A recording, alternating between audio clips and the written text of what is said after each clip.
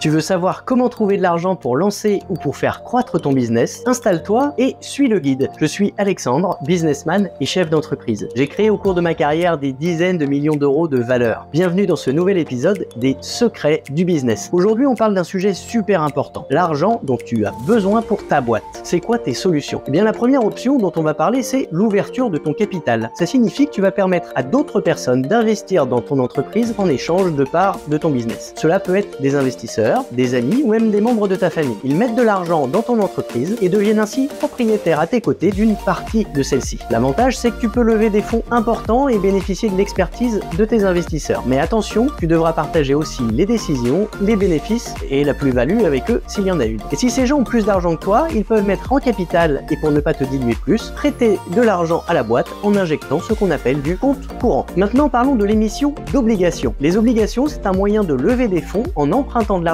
à des investisseurs. En échange, tu leur promets de leur rembourser le montant prêté avec des intérêts. C'est une option intéressante si tu as besoin d'une somme importante d'argent et que tu peux te permettre de rembourser cette dette sur le long terme, notamment car elle ne te dilue pas dans le capital de ta boîte. Mais garde à l'esprit que tu auras des obligations financières à respecter et que tu devras rembourser cet argent emprunté. Parlons maintenant du recours à la dette bancaire. C'est une option super classique où tu empruntes de l'argent auprès d'une banque. Tu peux obtenir une ligne de crédit pour financer ton entreprise. C'est pratique parce que tu gardes le contrôle de ton entreprise, mais tu devras rembourser le prêt avec des intérêts, comme pour les obligations, auprès d'une banque qui va exiger ta caution ou celle de quelqu'un d'autre. Ensuite, il y a le recours au leasing. C'est une option pour obtenir du matériel ou des équipements qui te sont nécessaires sans avoir à les acheter. Tu loues simplement ces équipements pour une période déterminée. Tu pourras devenir ou non propriétaire de ces biens à la fin du dit contrat de location de leasing. Un autre moyen de financer ton entreprise est de chercher des subventions. Les subventions, c'est de l'argent gratuit que tu peux obtenir auprès de divers organismes publics ou non. C'est super intéressant car tu n'as pas à rembourser cet argent, sauf quand les subventions s'appellent en fait des prêts à taux zéro. Cependant, obtenir une subvention peut être un processus long et complexe, et il faut souvent répondre à certaines conditions ou des critères ultra spécifiques, comme la localisation géographique ou dépenses de recherche et développement. Et enfin, il y a le crowdfunding. Le crowdfunding, c'est quand tu sollicites l'aide de nombreuses personnes, souvent via des plateformes en ligne, pour